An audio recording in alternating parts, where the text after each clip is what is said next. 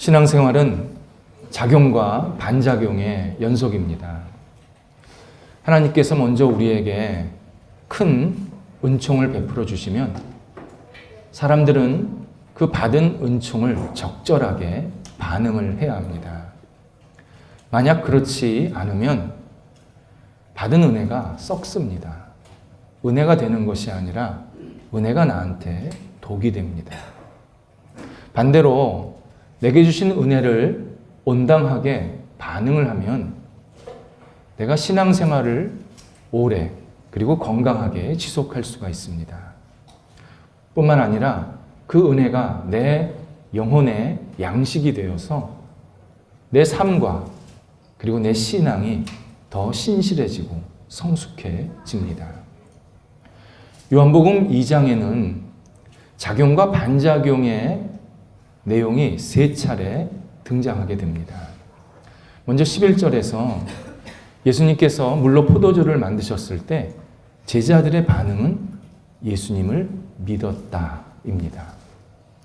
포도주가 많이 생긴 것을 보면서 포도주를 쳐다본 게 아니라 제자들은 예수님을 믿게 되었다. 이렇게 표현하고 있습니다.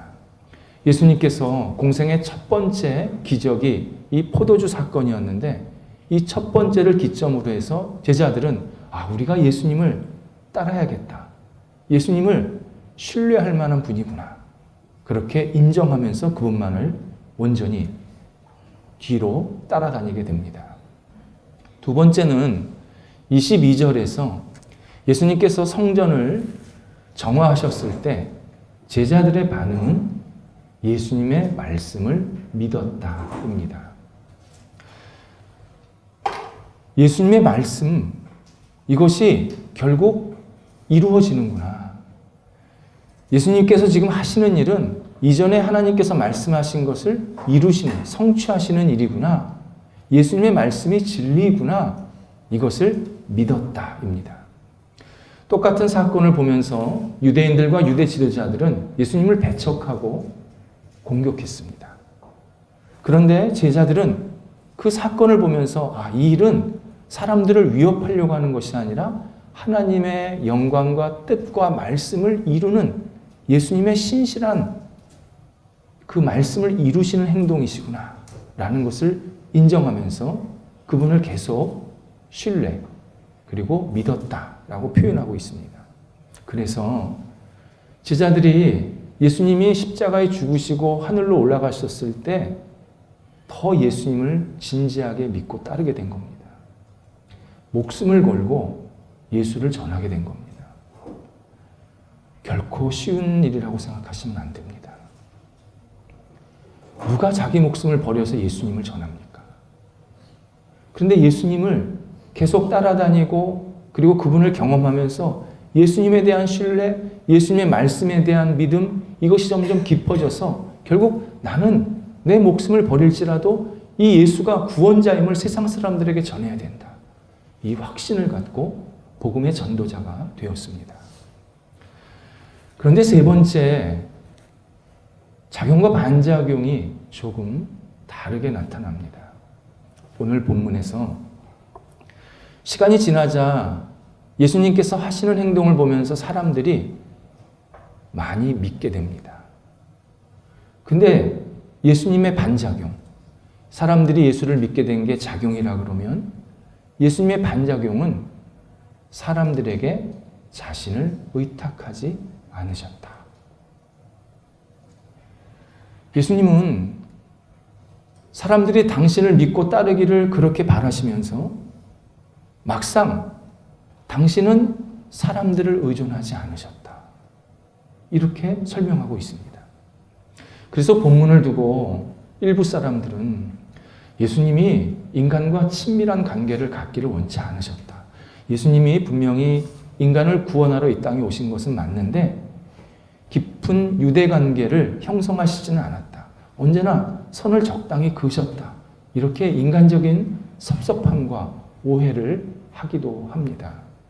그런데 우리가 한번 나 스스로에게 질문을 던질 필요가 있습니다. 예수님이 너나 책임져라. 내가 너 의지할 테니까 너 끝까지 나 실망시키지 마. 와우. 무슨 말씀이십니까? 우리 중에 누가 이 물음에 걱정하지 마세요. 제가 그렇게 할게요. 그럴 수 있습니까? 그래서 예수님께서 우리의 본성을 아시고 우리를 의존하지 않으셨다는 겁니다. 대신에 우리를 사랑하셔야 되겠구나. 이 사실을 분명히 아시고 계속 사랑하게 되십니다. 이것을 본문 25절에서 예수님께서 친히 직접 우리의 속마음을 다 아셨다. 이렇게 설명해 주고 있습니다. 사람은 다른 사람의 마음을 잘 알지 못합니다.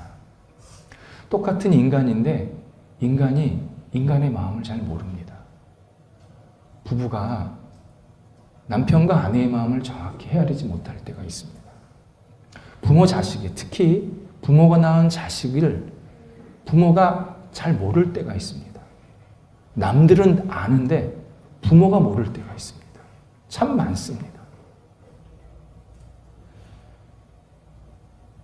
우리가 다른 사람의 마음을 모르는 이 무능력함에 놀라지 말아야 합니다. 우리가 다른 사람의 마음을 알지 못하는 것은 인간의 마음이 너무 혼탁하기 때문입니다. 싹 가려져 있기 때문입니다. 투명하면 그냥 가만히 들여다보면 이 사람이 무슨 생각하고 있구나 다 보이는데 투명하지가 않습니다. 부유물이 너무 많습니다. 가끔 신문에 이런 내용이 나옵니다. 직장에서 한 사람이 거액을 횡령해서 도망갔다. 그 사연을 가만히 들여다보면요. 그 사람은 직장 내에서 중요한 구성원이었습니다. 인정받았고 칭찬받은 사람이었습니다. 그러니까 그렇게 통장도 맡기고 재정도 맡기었겠죠. 근데 실제로 그의 속마음은 자신의 욕심으로 자신이 돈을 채우려고 하는 그 탐욕으로 가득 채워져 있었습니다. 빨리 내 몫을 챙겨서 도망가야겠다. 이런 마음이 가득했습니다. 사실 이런 얘기 나오면 여기 앉아 계신 성도님들이 할 말이 더 많습니다. 우리는 생활 속에서 크고 작은 정말 말도 안 되는 기만, 말도 안 되는 속임을 가지고 나에게 피해를 입고 또 내가 상대방에게 피해를 준 원치 않지만 그러한 사례들이 너무 많습니다. 신문에만 안 나왔을 뿐이지 말하라 그러면 아마 돌아가면서 하루 종일 얘기하실 겁니다. 사람들은 다른 사람의 마음을 알지 못합니다. 그래서 마음이 슬픈 거는 뭐냐면 내가 어느 정도의 손해를 본 게 슬픈, 그 당연히 슬프겠지만 믿었던 사람에게 배신당했던 것. 저 사람이 저럴 줄은 몰랐는데 어떻게 나한테 이럴 수 있을까 하는 이 가슴 아픈 사연들, 이것 때문에 우리가 매우 곤혹스럽고 당황할 때가 있습니다. 그런데 오늘 성경에서 다시 우리의 마음을 잘 추스리라고 말씀하시는 겁니다. 구약성경 예레미야 17장 9절에서 만물보다 부패한 것이 인간의 마음이다. 이렇게 말씀하십니다. 이 세상 모든 만물보다 더 지저분하고 쓰레기 같고 잘못되고 왜곡되고 완전히 혼란스러운 것이 인간의 마음이라는 겁니다. 뿐만 아니라 인간의 마음은 하루에도 여러 번 바뀝니다. 아침에는 천사가 됐다가 오후에는 악당이 됐다가 저녁에는 또 천사가 됐다가 도대체 내가 나를 잘 모릅니다. 마음이 막 수시로 바뀝니다.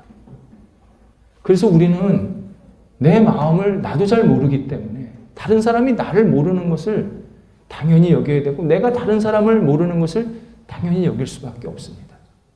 그래서 예수님께서 우리의 속마음을 아셨기 때문에 우리를 의지하지 않으시고 사랑하셨다.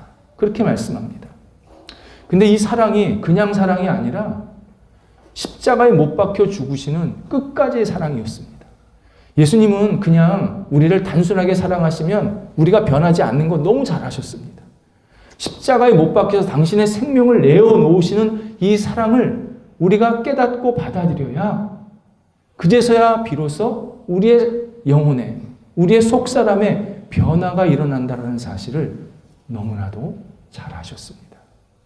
그래서 의존하지 않으시고 사랑하십니다. 이 말씀은 우리가 다른 사람을 어떻게 대해야 하는지도 잘 알려주시는 근거가 됩니다. 다른 사람을 의존하지 않는다라는 이 표현이 다른 사람을 불신하고 그냥 적당히 선 긋고 대면대면 보내고 서로 그냥 어느 정도 선 넘어가지 않는 그렇게 대하라는 뜻이 아닙니다. 서로 연약함을 알고 긍휼히 여기라는 겁니다. 상대방이 부족함과 인간적인 한계가 있다는 것을 알면서 따뜻하게 감싸느라는 겁니다. 그리고 예수의 마음으로, 예수의 사랑으로 그 사람을 사랑하라는 겁니다. 그 사람이 나를 구원해 주는 게 아니라는 겁니다. 그 사람이 나한테 아무리 잘해주고 아무리 훌륭한 사람이라도 그 사람이 나한테 구원자가 되지를 못합니다. 우리의 구원자는 예수 그리스도시고 우리가 다른 사람을 예수 그리스도의 사랑과 마음으로 대할 때 그 관계가 오래갑니다. 그 관계가 진지해집니다. 그 관계가 쉽게 변하지가 않습니다. 성경에서 인간의 마음에 대해서 아주 광범위하게 그리고 심도 있게 다루고 있습니다. 성경은 하나님에 관한 내용으로 꽉 차 있지만 그 뒷면에는 인간에 대한 내용으로 꽉 차 있습니다. 인간의 본성, 인간의 속 마음들, 이런 것들이 꽉 차 있습니다. 오늘은 여러 가지 중에서 두 가지를 같이 생각해야 합니다. 기독교 신앙이요, 하나님에 대해서 위대하심과 또 예수 그리스도가 구원자이심을 드러내는 신앙이지만 동시에 인간의 아주 부족하고 나약한 모습을 있는 그대로 드러내는 신앙이기도 합니다. 그래서요, 기독교 신앙을 이야기하면서 인간의 부족함과 그리고 부끄러운 면을 얘기하지 않으면 그거 가짜입니다. 어느 기독교 신앙도 인간을 이렇게 잘 포장하고 인간 자체가 굉장히 희망적이고 굉장히 훌륭하고 그렇게 말하는 기독교의 가르침이 있다면 그거 진리 아닙니다. 가짜입니다. 기독교 신앙의 진짜는 인간의 철저한 무능함, 잘못됨, 타락함을 그대로 보여주면서 동시에 하나님의 위대하심을 알려주기 때문에 우리가 그렇게 사랑받고 은혜받고 있다는 사실을 깊이 깨닫는 겁니다. 이 두 가지를 우리가 같이 생각해야 내가 이 땅에서 어떻게 살아야 될지, 내가 누구인지를 정확히 알게 됩니다. 첫 번째, 인간의 마음은 책임 전가에 전문적입니다. 성경에서 최초의 인간이 아담과 하와입니다.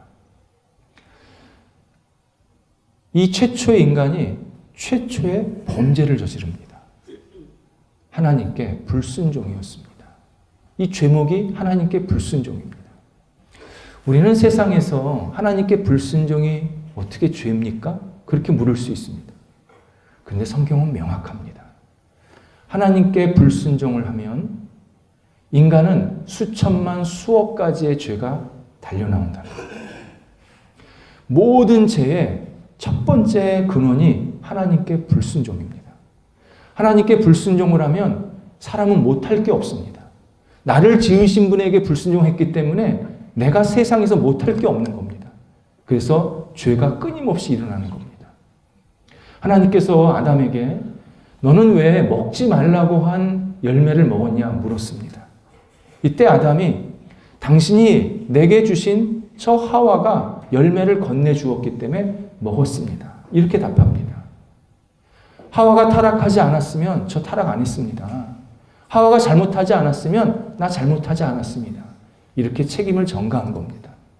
인간이 하나님께 불순종하면 그 다음서부터 죄는 30배, 60배 계속 늘어납니다. 자기가 무슨 행동을 하는지도 모릅니다.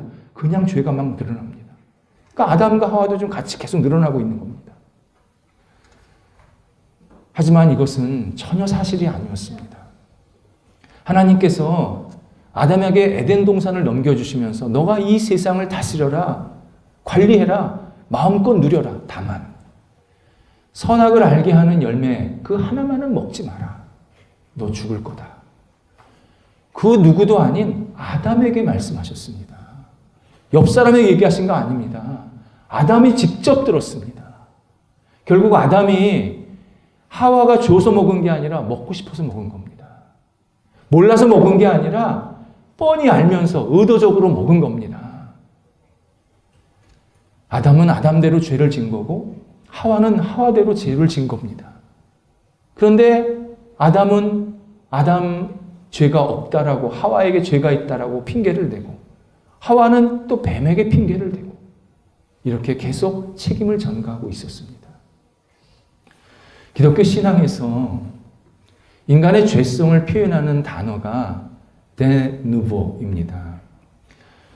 원래 라틴어입니다. 근데 이것이 영어로 완전히 정착이 됐습니다.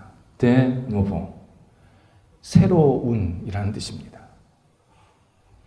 인간의 죄는 늘 새롭게 일어납니다. 누구 때문에 죄 짓는 거 아닙니다. 누구와 연관돼서 죄 짓는 거 아닙니다. 저 사람이 잘못했기 때문에 내가 죄 짓는 거 아닙니다. 내가 스스로 자발적으로, 독립적으로, 적극적으로, 능동적으로 죄를 짓는 겁니다. 이게 인간의 죄성의 특징 중에 첫 번째입니다. 그래서 인간은요, 내가 죄를 짓는 데 있어서 굉장히 창의적입니다. 우리가 생산하는 것만 창의적인 게 아니라 죄 짓는 데도 굉장히 창의적입니다. 이전에 있던 죄를 이어받는 죄도 있고 그 죄를 응용해서 내가 또 죄를 짓습니다. 그래서 세상의 죄는요, 인간의 인구수보다 더 많습니다. 그게 de novo의 핵심 표현입니다. 우리 애는요, 친구 잘못 만나서 저렇게 됐어요. 아니요. 우리 애가 잘못된 마음이 있었기 때문에 그런 친구 만난 겁니다. 인간의 죄성이 언제나 늘 이렇게 자기를 새롭게 도전적이고 하나님을 불순종하는데 굉장히 앞장서는 그런 특징을 가지고 있습니다. 또 하나가 인간의 마음은 망각에 전문적입니다. 망각이라는 것은요, 내가 시간이 지나면 자연스럽게 잊어버리는 이 자연 현상이 아닙니다. 일부러 있는 겁니다. 일부러 기억하지 않습니다. 인간은 하나님을 귀찮아합니다. 하나님이 거추장스럽습니다. 하나님은 내가 하고 싶은 일을 못하게 막으시는 분이라고 생각합니다. 자유를 뺏어가시는 분이라고 생각합니다. 그래서 많은 사람들이요, 하나님을 일부러 잊어버립니다. 망각합니다. 이스라엘 백성이 이집트를 빠져나와서 시내산에 이르렀을 때 생긴 일이었습니다.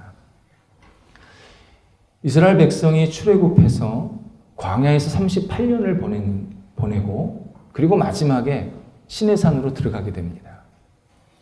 이 여정은 엄청난 기적의 연속이었습니다. 지금 우리 인류가 많은 기적들을 경험하고 있지만 이 기적의 총합보다도 더 크고 많은 기적들이 이 40년어간 이스라엘 백성들이 광야와 시내산에 들어가는 이 과정 속에서 계속 일어났습니다. 단일 민족에게 하나님이 이렇게 대단한 기적을 일으키신 이유는 하나님이 그만큼 이스라엘 백성들을 사랑하시는 거고 동시에 끝까지 책임지고 인도하시겠다는 약속입니다. 이 기적이 바로 우리 모두에게 지금 있습니다. 우리는 한 사람 한 사람 내 삶을 돌아보면 지금 어린아이서부터 연세 드신 분까지 매일 기적의 연속을 경험하고 있습니다. 아침에 일어나서 하루를 보내고 저녁에 눕고 또 자고 아침에 일어나는 이 과정들. 정말 현미경으로 들여다보면요. 기적도 이런 기적이 없는 겁니다. 너무 기적이 많다 보니까 우리는 그게 일상화처럼 생각되지만 실제로 하나하나를 따져보면 순간순간이 기적입니다. 그만큼 우리를 사랑하시고 우리를 끝까지 책임지시고 인도하시겠다는 하나님의 약속을 우리에게 지금 주고 계십니다. 이런 기적을 체험하면서 이스라엘 백성이 시내산 기슭에 들어갔을 때 하나님께서 이전과는 다른 방법으로 이스라엘 백성들과 함께 하십니다. 구름과 연기 속에서 임재하십니다. 이 광경이 얼마나 엄미하고 그리고 경외스럽던지 히브리서 12장 21절에서 모세와 이스라엘 백성들이 이 광경을 보면서 두렵고 떨었다. 이렇게 표현하고 있습니다. 두렵고 떨었다. 어쩔 줄을 몰라 했다는 겁니다. 이때 하나님께서 모세를 데리고 다시 시내산 꼭대기로 올라가십니다. 그리고 이스라엘 백성들이 그리고 우리가 인류가 앞으로 어떻게 살아야 될지 정말 보석과 같은 10가지 계명, 10계명을 허락해 주십니다. 이 계명대로 살면 개인이나 가정이나 그가 있는 모임이나 사회나 국가나 모든 인류가 안정되고 평안할 뿐만 아니라 풍성해지고 건강해지는 정말 사랑의 계명이었습니다. 이 계명을 하나님께서 하나하나 정성스럽게 허락해 주십니다. 그런데 산 아래에서 이상한 일이 벌어지고 있었습니다. 이스라엘 백성들이 하나님이 자기들과 함께 하시는 것에 대해서 익숙해졌습니다. 무감각해졌습니다. 조금 전까지만 해도 하나님에 대한 두려움과 떨림이 있었는데 그 마음이 사라졌습니다. 이것은 결국 이스라엘 백성들이 하나님을 계속 멀리하고 있다, 잊어버리고 있다, 의도적으로. 이것을 분명히 알려주시는 내용이었습니다. 그래서 이스라엘 백성들이 출애굽기 32장 1절에서 뭐라고 얘기하냐면 우리를 인도해낸 모세가 어디 있느냐 이렇게 떠듭니다. 이 표현이요, 모세가 우리랑 무슨 관계냐, 이 표현이 더 정확한 번역입니다. 우리를 인도해냈다고 하는 모세가 우리랑 무슨 관계냐 이렇게 떠들게 되는 겁니다. 근데 이 모세에다가 하나님을 집어넣어야 이스라엘 백성들이 하고 싶은 이야기가 제대로 들리는 겁니다. 우리를 인도해내신 하나님이 어디 있냐, 하나님이 나랑 무슨 상관이냐 이렇게 떠들고 있는 겁니다. 그러면서 이스라엘 백성들이 과거 이집트에서 숭배하던 송아지를 기억한 겁니다. 사람은요, 하나님을 망각하면 반드시 하나님 대체품을 찾습니다. 그 대체품은 다 하나님이 만드신 피조물입니다. 물건입니다. 대상입니다. 그리고 그 물건이나 대상이 나에게 복을 주고 안정 주고 건강 주고 잘 되게 할 것이라고 믿고 그거 붙잡고 사는 겁니다. 틀림없습니다. 동양이고 서양이고 과거고 현재고 똑같은 일이 계속 벌어지고 있습니다. 하나님을 놓치면, 하나님을 망각하면 하나님 대체품을 만들어서 그걸 내가 숭배하게 됩니다. 이에 이스라엘 백성이 아론에게 우리를 위해서 송아지를 금으로 좀 만들어 달라 요구를 합니다. 당시 이스라엘 진영에는 이런 형상을 만들 수 있는 전문 기술자들이 여럿 있었습니다. 근데 왜 모세형 아론이었을까요? 왜 그 많은 사람 두고 모세형 아론한테 부탁을 했을까요?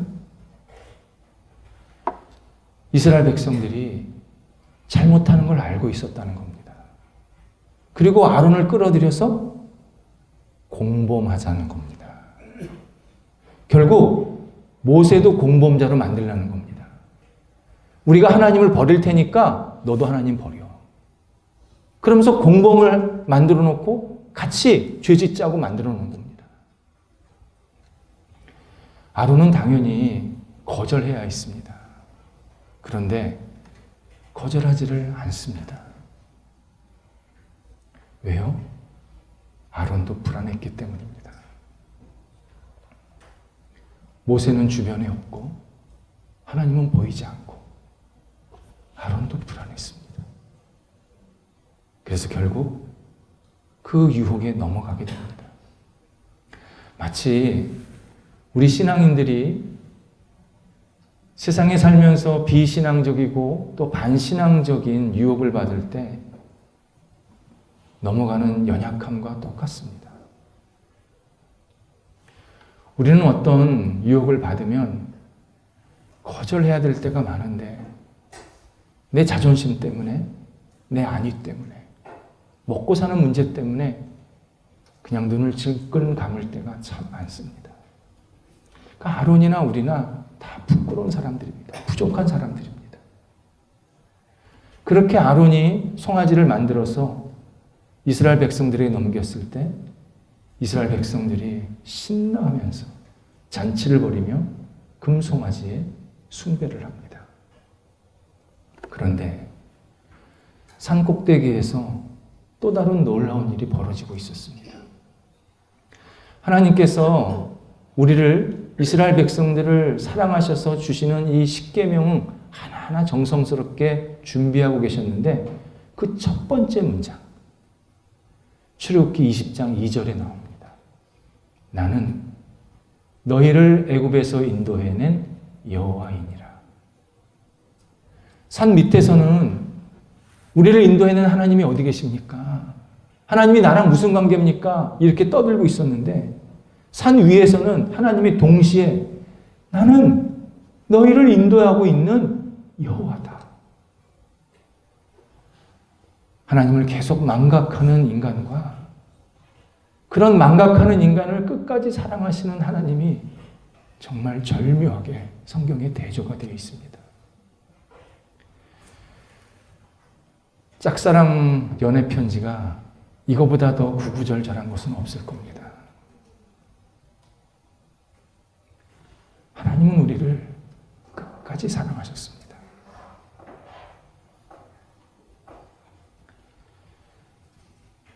어떤 사람은요, 기독교 신앙에서 말하는 인간의 죄성, 이것은 매우 추상적이고 이론적입니다. 사람들에게 진짜 선하고 의로운 것을 알려주면 사람들 다 그대로 따라할 겁니다. 사람들 그 나쁜 사람들 아닙니다. 다 양심적이고 도덕적이고 지성이 있는 사람들입니다. 사람들 그렇게 너무 몰아세우지 마시기 바랍니다. 이렇게 이야기하시는 분들이 분명히 있습니다. 그렇다면 예수님 시대를 한번 생각하셔야 합니다. 예수님께서 이 땅에 오셔서 사역을 하실 때 완전한 의와 선으로 모든 일을 행하셨습니다. 특히 사람을 대하실 때 더 그러셨습니다. 그 사람의 조건, 배경, 신분 전혀 관계없이 그를 사랑하시면서 존중하시고 긍휼을 베풀어 주셨습니다. 그가 영적으로, 육적으로 또는 경제적으로 문제가 있고 좀 부족함이 있으면 더 자비를 베푸시면서 더 따뜻하게, 더 감싸 안아 주셨습니다. 지도자들도 마찬가지였습니다. 예수님께서 처음서부터 지도자들을 나무라신 게 아닙니다. 처음에 지도자들을 인정하시면서 너희들이 백성들의 지도자 아니니 백성들을 잘 인도해야 된다 하시면서 그들에게 자비롭게 하나님의 의와 뜻이 무엇인지를 하나하나 설명해 주셨습니다. 그런데 지도자가 먼저 예수님을 붙잡아 핍박합니다. 예수님께서 왜 나를 붙잡냐 물으셨을 때 성경 어디에도 지도자들이 그 이유를 말하는 곳이 없습니다. 딱 하나. 마가복음 15장 10절에서 그들이 곧 지도자들이 예수를 시기해서 넘겨줬더라. 이 말씀만 하십니다. 그 다음에 군중들이 예수님을 앞에 두고 십자가에 못 박으라고 큰 소리를 칩니다. 남녀노소 예외가 없었습니다. 남녀노소 예수님께 그렇게 사랑을 받아놓고 남녀노소 예외 없이 예수 필요 없어. 예수 죽여. 소리를 쳤습니다. 사람들이 선하고 의로운 게 몰라서 안 지키는 게 아닙니다. 지키기 싫어서 안 지키는 겁니다. 자기에게 좀 손해가 될까봐, 불이익이 생길까봐, 때로 기분 나빠서, 때로는 아무 이유 없이. 선과 의가 분명히 우리 앞에 놓여 있는데, 그걸 다 보여주셨는데, 안 믿습니다. 안 받아들입니다. 성경 속에 있는 선과 의가 분명히 우리 안에 다 들어와 있는데, 사람들은 이 성경 가짜잖아요. 이게 무슨 진짜 말씀이에요. 계속 선과 의가 없다고 핑계를 대면서 거부를 합니다. 예수님께서 이런 사람들의 마음을 너무 아셨기 때문에 의존하지 않으셨다. 대신 끝까지 우리를 사랑하셨다. 이렇게 분명히 말씀하십니다. 우리가 예수 그리스도의 마음으로, 예수 그리스도의 사랑으로 내 옆 사람을 대해야 합니다. 그래야 신의도 끝까지 지킬 수가 있습니다. 내 감정, 내 이성을 가지고 옆 사람을 대하면요, 우리는 옆 사람을 절대 제대로 대할 수가 없습니다. 정말 어린아이가 장난감 가지고 노는듯이 옆 사람을 그렇게밖에 대할 수가 없습니다. 우리의 속성이 그렇습니다. 근데 우리가 예수 그리스도의 사랑을 받고 그 예수 그리스도의 사랑으로 옆 사람을 대하면 옆 사람에 대해서 진지해지고 존중하고 아껴주고, 이 사람이 예수님이 사랑하시는 사람이지. 이러한 귀한, 소중히 여기는 마음으로 그분을 진짜 사랑하고 그리고 신의를 가지고 끝까지 동행할 수 있습니다. 무엇보다도 우리 신앙인들은 예수 그리스도를 온전히 바라보고 의지하는 일에 집중해야 합니다. 예수님을 놓치면요, 내 인간관계가 다 엉망이 됩니다. 어떤 사람은 예수님만 빼고 인간관계를 되게 잘한다고 생각하시는 분이 있습니다. 아닙니다. 언제 하냐면요, 딱 어려움을 겪으면 다 합니다. 그 사람에게 어떤 시련이 딱 오면요, 인간관계가 다 깨집니다. 예수의 마음으로 그를 대해야 시련이 와도 그를 붙잡습니다. 그를 존중해 줍니다. 그를 아껴주고 그를 위해서 기도합니다. 예수가 빠지면 우리의 인간관계 다 헛겁니다. 헛거. 얼굴만 보고 사는 겁니다. 부부도 마찬가지고 부모 자식도 마찬가지고, 예수님이 우리 인간관계 중심에 계셔야 그때 우리가 진정한 사랑과 격려와 위로와 신의가 있는 인간관계가 계속 지속이 됩니다. 우리의 형편을 다 예수님께 아뢰고, 그리고 예수님께 모든 것을 맡기면 예수께서 우리를 가장 선한 길로 계속 이끌어 가시면서 우리 주변을 좋은 인간관계, 풍성한 인간관계로 만드시고, 뿐만 아니라 우리의 삶이 하나님께 영광이 되는 복된 삶으로 인도해 가십니다. 기도하겠습니다.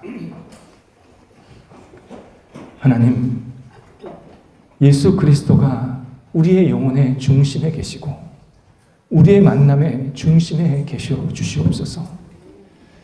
예수님의 마음으로 다른 사람을 대하게 하시고, 예수님의 사랑으로 식구들, 직장 동료들, 이웃들, 주변 사람들을 대할 수 있는 하나님의 믿음의 사람들이 되도록 인도하여 주옵소서. 예수님을 놓치지 않게 하여 주옵소서. 예수님 안에서 사랑하게 하시고 예수님 때문에 존중하며 아껴주는 기도하는 저희들이 되게 해주셔서 예수님과 함께 동행하면서 이 땅 속에서 풍성한 은혜의 열매, 관계의 열매가 맺힐 수 있도록 인도하여 주옵소서. 예수님의 이름으로 기도드립니다. 아멘.